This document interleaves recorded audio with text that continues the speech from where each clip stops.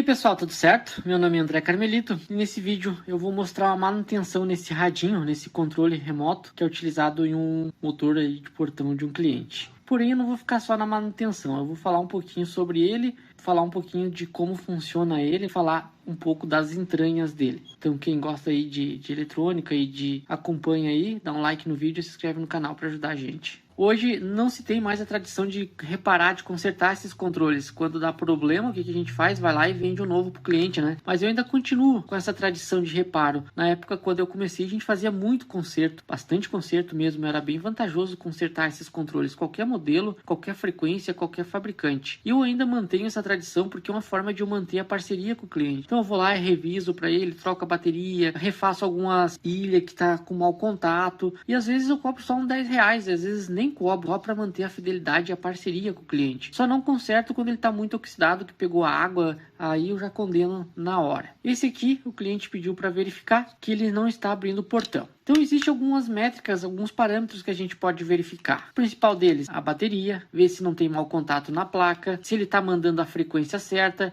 a taxa de bits. Eu utilizo esse frequencímetro, ele é muito top para isso. Eu ligo ele aqui, como esse controle é um rádio transmissor e trabalha na frequência de 433 MHz, ele tem que ter aqui próximo de 433.9. 434, está praticamente exato, ó. Tá muito bom, tá mandando a frequência. Se eu pressionar mais uma vez aqui, eu consigo ver a taxa de bits, 691 bits. Consigo identificar o integrado, 6P20, código fixo, HT6P20, sistema Code Learning, código fixo de 24 bits. Então ele mostra todas as informações. 4.194.304 códigos diferentes. Então ele está mandando todas as informações que eu preciso. Está mandando a frequência, está mandando a taxa de bits, está identificando até o integrado. Mas por que ele não funciona lá no cliente? Existe um parâmetro interessante que nesses radinhos, que esses frequencímetros, ou pelo menos esse meu aqui, não consegue captar, que é a potência. Então esse é um rádio transmissor, como eu já falei, que opera na frequência de 433 MHz, e ele tem uma potência de transmissão, que é em média 10 mW. E o que altera essa transmissão, essa potência? Basicamente a bateria. Então veja que está acendendo o LED, dá uma ideia para o cliente que o controle está 100% operacional, né? Ele entende que está 100% porque o LED está brilhando intensamente ali, quando na verdade o LED consome uma corrente muito pequena. A bateria, mesmo descarregada, às vezes consegue acender ele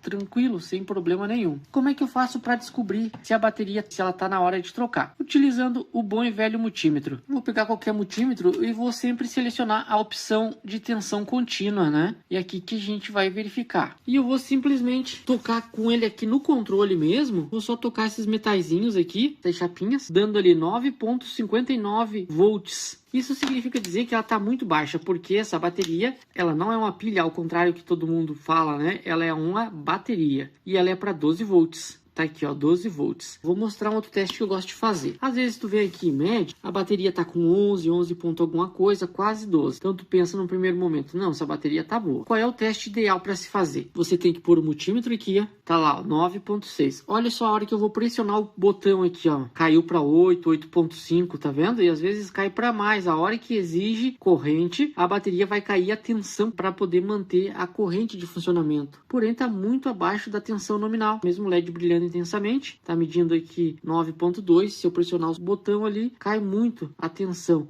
Aí não vai ter tensão e nem corrente, não vai ter potência suficiente para mandar a frequência de portadora, que é 463 MHz, mandar ali o código hexadecimal até no receptor do portão. Então nesse caso, essa bateria aqui já era. Outra coisa, dá para fazer uma limpeza nele, bem empoeirado. Dá para olhar se não tem umidade em excesso, refazer essas soldas, ver a questão de oxidação aqui nas plaquinhas, nos terminais. Veja que está bem oxidado aqui, tem que fazer uma limpeza. Vou fazer uma limpeza com álcool aqui. E o que eu vou usar? Vou usar um álcool isopropílico. Se tu não tiver o isopropílico, pode usar o álcool etílico também, que a gente encontra em qualquer mercado. E com escovinha de dente a gente faz uma limpeza.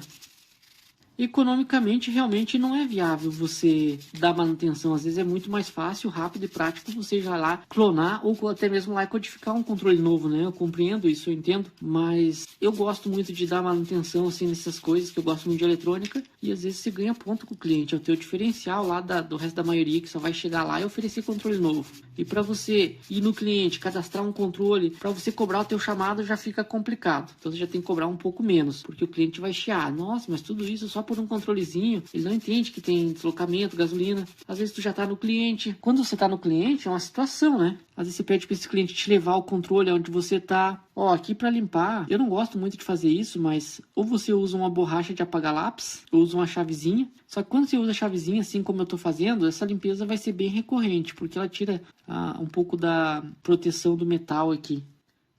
Eu vou limpar um pouco aqui a carcaça também. Aqui eu já vou usar um pincelzinho que é melhor que essa escovinha de dente ali.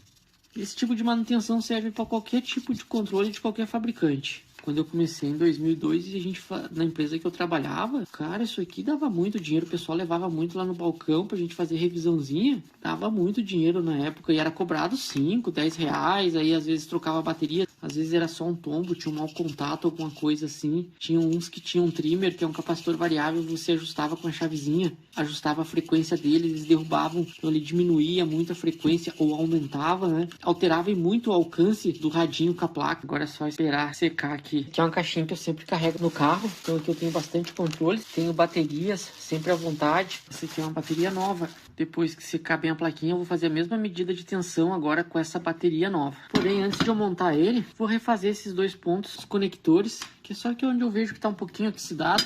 Vou ressoldar ele.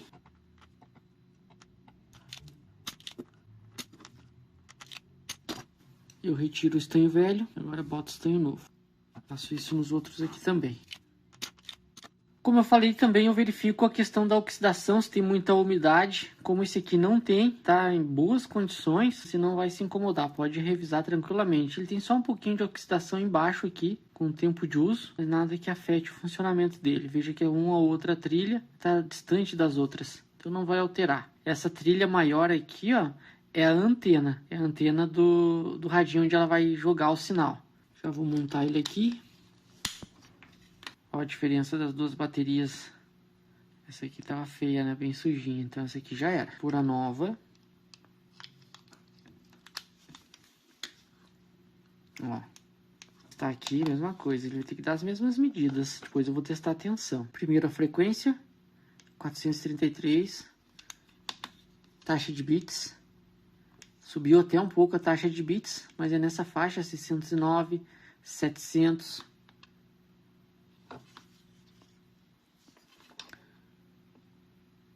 Então tá ok. Como ele não consegue verificar a potência, é só esses 3 testes que eu consigo fazer aqui. Agora eu vou fazer o mesmo teste da bateria, da tensão da bateria. Veja que já tem 12.5, a outra estava com 9.2. Se eu pressionar aqui, olha só, 12.2, não caiu quase nada, 12.1. Então veja a diferença, 12.1, 12.3 em espera, em stand-by, né, 12.4. Se eu pressionar 12.1. Quando cai abaixo de 11,5, já está na hora de trocar a bateria. Ele já começa a comprometer o alcance do radinho. Diminuiu a tensão da bateria, mesmo em stand-by ali abaixo de 11,5, pode trocar. Outra coisa que a gente tem que ver na hora de pôr a tampinha aqui, ó, se não fica pressionando os botões, às vezes fica pressionando direto, pode até causar acidentes lá, ficar abrindo o portão ou fechando e também gastando em excesso aqui a bateria. Uma outra coisa que o cliente pediu para mim fazer é já fazer um controle novo para ele também. Precisa filho, eu acho que é. Para mim não ter que ir lá cadastrar, eu vou clonar esse controlezinho. Ó, 433. Vejo aqui a taxa de bits, ok. Identifico, ok. E esse número que aparece aqui, ó, B278A75, é o código hexadecimal dele. Então eu vou clonar o outro e ver se aparece o mesmo código lá, B278A5. E eu vou usar esse da IPEC, que é o que eu tenho aqui. Deixa eu ver se ele identifica alguma coisa aqui. Vamos ver que ele já tem que dar outro código. Ó, a frequência é a mesma, 473. Vamos ver a taxa de bits dele. 639, então tá próximo. Vamos ver se ele tem algum código aqui. Ó, então ele já tem algum código aqui na memória dele. Cada botão vai ter um código diferente, ó. 7C3C1A5. O próximo, 98D1275. 9E6BF35. Esse aqui também, cada botão vai ter que ter um código diferente, ó, B278A65, B278A75, o primeiro, B278A65, o segundo, e B278A55, o terceiro botão. Então veja, cada um botão ele manda um código hexadecimal diferente. Agora eu vou ver se eles vão ficar com os mesmos códigos, esses botões, com o mesmo código desse aqui da IPEC. E como é que eu faço isso nesse controlezinho? Eu pressiono e mantenho pressionado aproximadamente 5 segundos, esse LED ele vai ficar piscando e vai apagar. Agora eu pressiono aqui o botão que eu quero clonar. Olha só, já clonou. Então, se eu vir aqui no frequencímetro, pressionar o botão do controle original, B278A75. Agora, eu vou apagar para ver que não teve, para ter certeza. E vou pressionar aqui, B278A75. Então, veja que eu já tenho o mesmo código. Olha só, que legal. Se eu pressionar qualquer um outro botão, tem que mudar o código lá. Agora, esse aqui, B278A75, recebeu B278A75. E eu vou fazer o mesmo para os outros três. Então, se eu pressionar esse, veja que está 98D1275. E esse aqui, B278A65. Então, eu vou manter esse aqui pressionado até o LED parar de piscar. Ok. Já clonou. B278A65. B278A65. E aqui de cima tem que estar com o mesmo código anteriormente. Olha só. B278A75. B278A75. 65. 65. 75. Então veja, já clonou. Agora eu vou clonar o terceiro, o mesmo procedimento. Pressiono, mantenho pressionado. Parou de piscar. Clonou. Então veja que só vai mudar o final dos três botões. O primeiro, final 75. O segundo, final 65. E o terceiro, final 55. Do controle original, 75, 65 e 5. Então a gente tem aqui, isso aqui que é uma bateria de 12 volts, onde vai alimentar todo o conjunto. Aqui a gente tem um integrado principal, nesse caso é um integrado dedicado. Esse aqui é o HT6P20B. Então ele é responsável por todo o funcionamento do controle, né? Mandar a taxa de bits, mandar o código hexadecimal de cada um dos botões. Nesse modelinho específico a gente tem 3 botões, 3 chavezinhas. Porém, o interessante desse integrado aqui é saber que ele só tem 2 conexões para botões, 1 e 2. Como que a gente tem 3 botões? O botão 1 ou chave 1 vai ligado à saída 1, o botão 2 ou chave 2 é conectado à saída 2 e esse aqui, que é o botão 3, ele vai conectado entre a saída 1 e saída 2. Então a gente consegue ligar um terceiro botão nesse modelo utilizando esse recurso. Porém, existe um outro modelinho que o final, em vez de ser 20B, é 20D, que a gente pode ligar, por exemplo, usando o mesmo recurso até 6 teclas, como existe aí no mercado, alguns de 4, 5 ou 6 teclas, fazendo o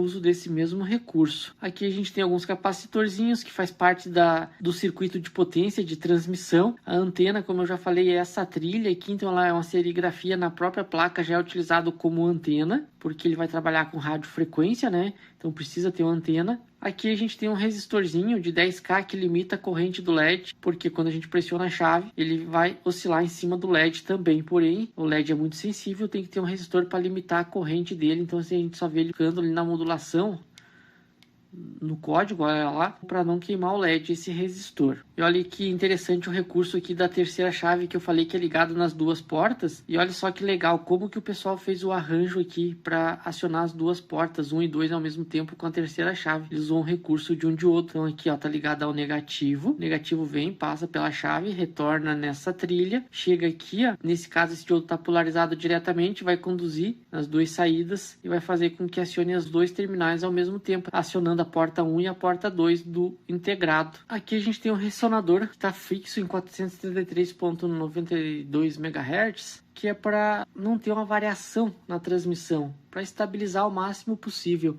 Eu quero fazer um vídeo bem específico sobre esses controles, mostrar uns outros tipos que tem com ajuste com trimmer. A gente fazia um ajuste fino na bobina ou com tanho. Então a gente poderia alterar a frequência mexendo em algumas coisas aqui da própria plaquinha. Inclusive até o dedo aqui próximo poderia alterar a taxa de transmissão, a frequência de transmissão, né? Já com esse componente aqui a gente deixa o mais estável possível. Ele é um cristal oscilador, ressonador, né? Que certifica de aqui no circuito de etapa de potência, que transistor e antena, ele consiste em manter fixa isso aqui nessa frequência de 433.920 MHz. É uma eletrônica bem simples, né? Dá para perceber aqui alguns resistores desse a gente altera, por exemplo, a taxa de bits. Consegue alterar aqueles bits lá que ele mostra no frequencímetro, a gente consegue alterando esse resistor.